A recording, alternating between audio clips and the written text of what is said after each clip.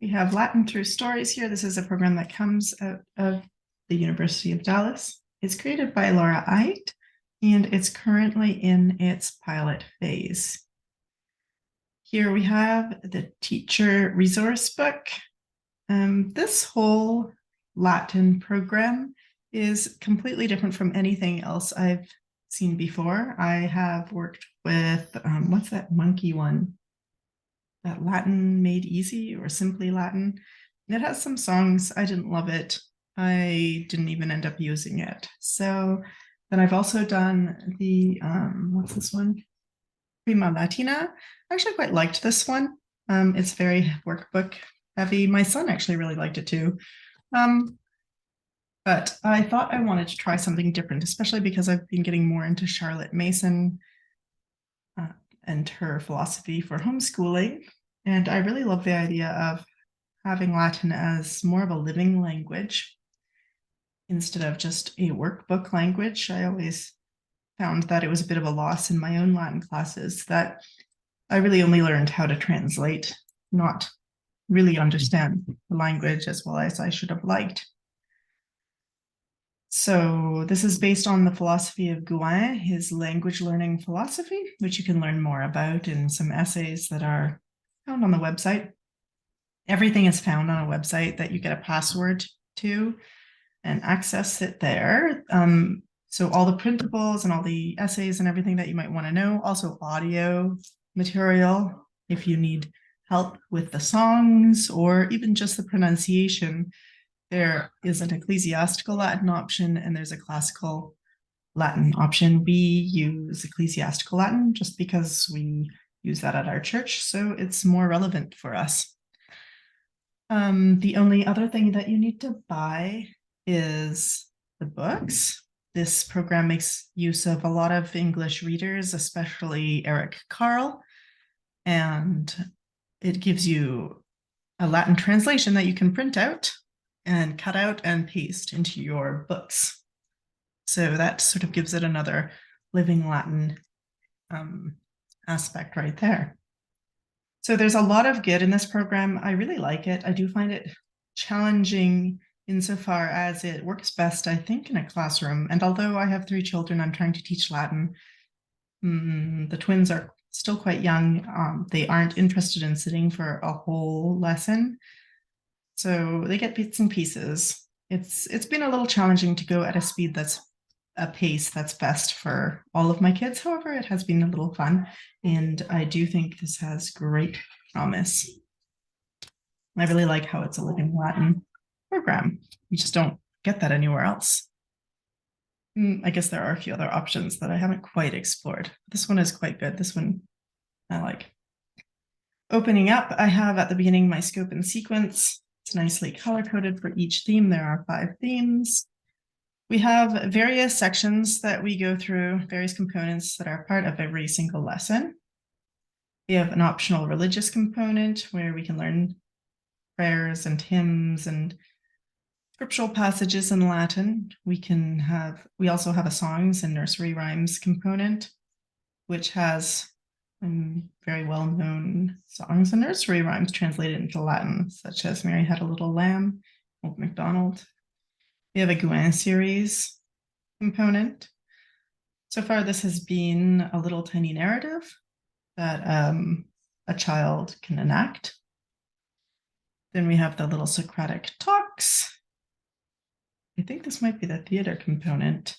I can't remember. And we have a picture study unit. So for example, you have a great work of art and you discuss it in Latin. This is Titian. Unfortunately, my printer isn't so great. It's actually really hard to see. There are quatuor canes, and you can count them with your students.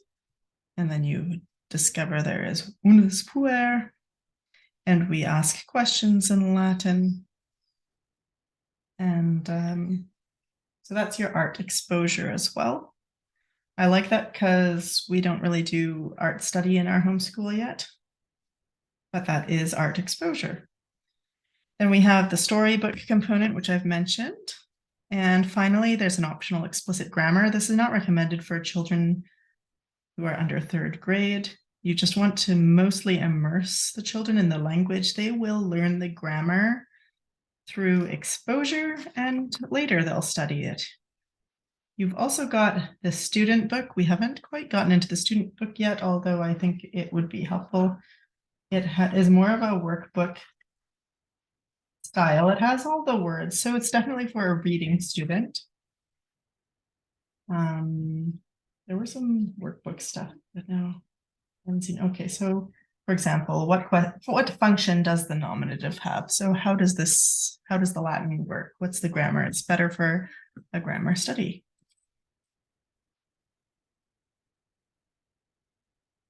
Here's the curriculum introduction. It tells you about the various components I just discussed. It also offers a suggested pacing guide, whether you want to do 2 weekly classes or 2 weekly classes spread over 2 years or 3 weekly classes. There are a bunch of suggested options, so this is really useful for using in a classroom.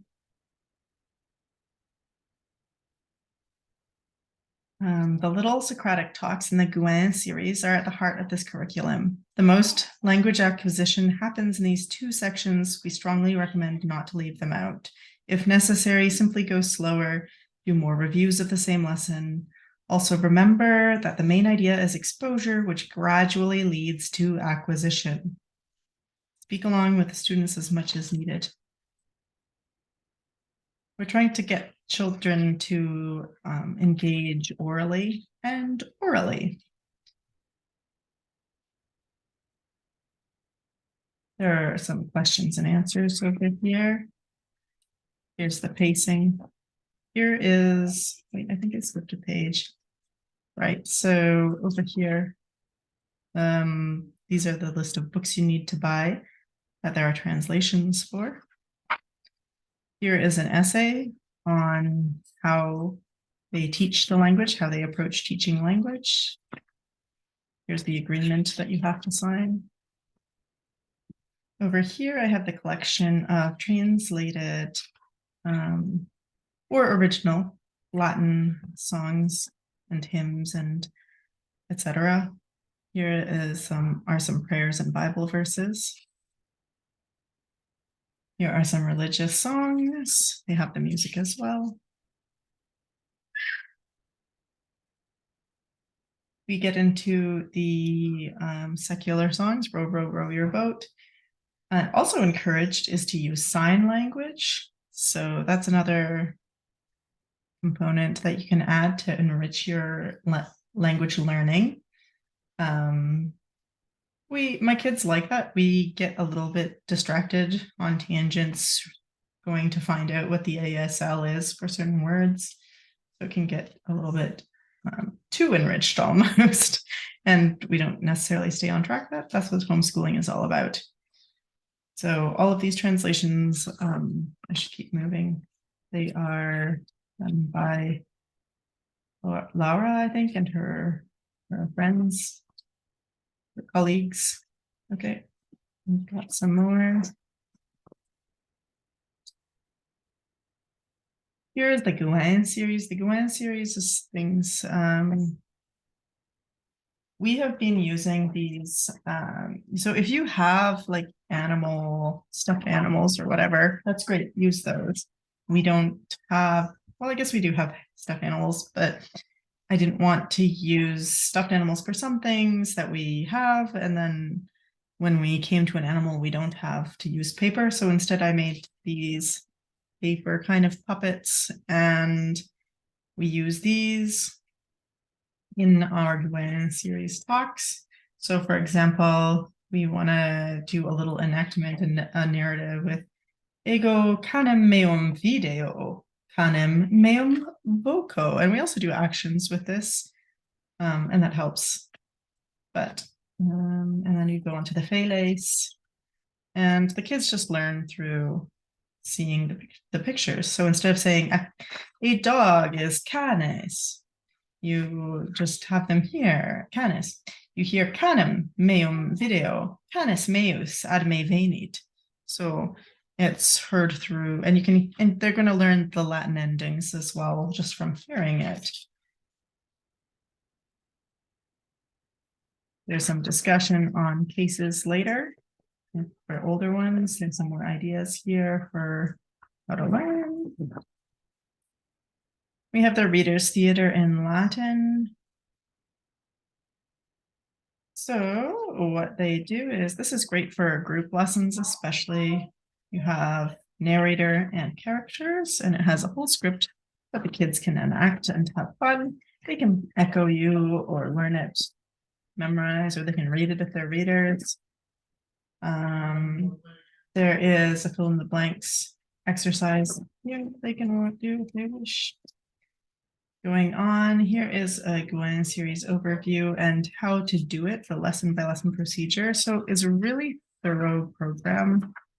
It's almost too thorough for me because as a homeschooler, I'm kind of a open and go kind of person, but I'm adapting it. I'm adapting it to our needs in my style. Here is a lesson overview. So lesson 1, lesson 2, lesson 3, it's divided into all the lessons and it has all the components in order.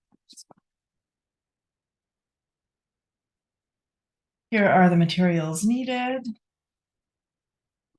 for a group of lessons, lessons 1 to 18. They do that for every single, all the lessons in groups, but you're gonna need.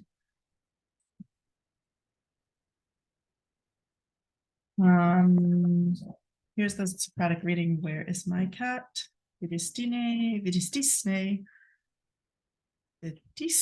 vidistine. Yeah, sorry, I'm getting mixed up with my Latin already. Vidistine, vela meam. So we have a whole book to read and we read through that. It's repetitive, so that's really good for learning. Here are some scripts for questions when you're looking at the pictures. Quid est? Ita est charmis, quid est?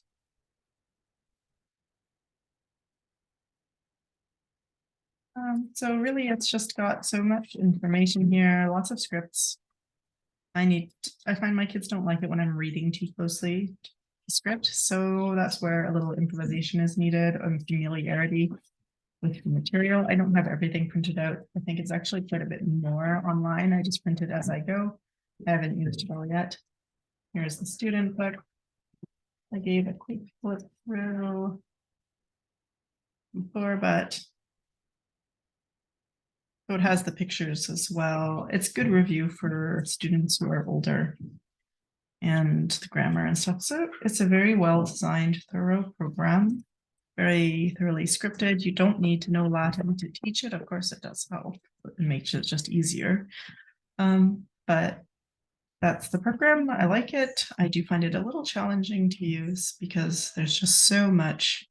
But I think it can be adapted well enough to homeschool, especially if you have a little preparation time. Yeah, and that's it.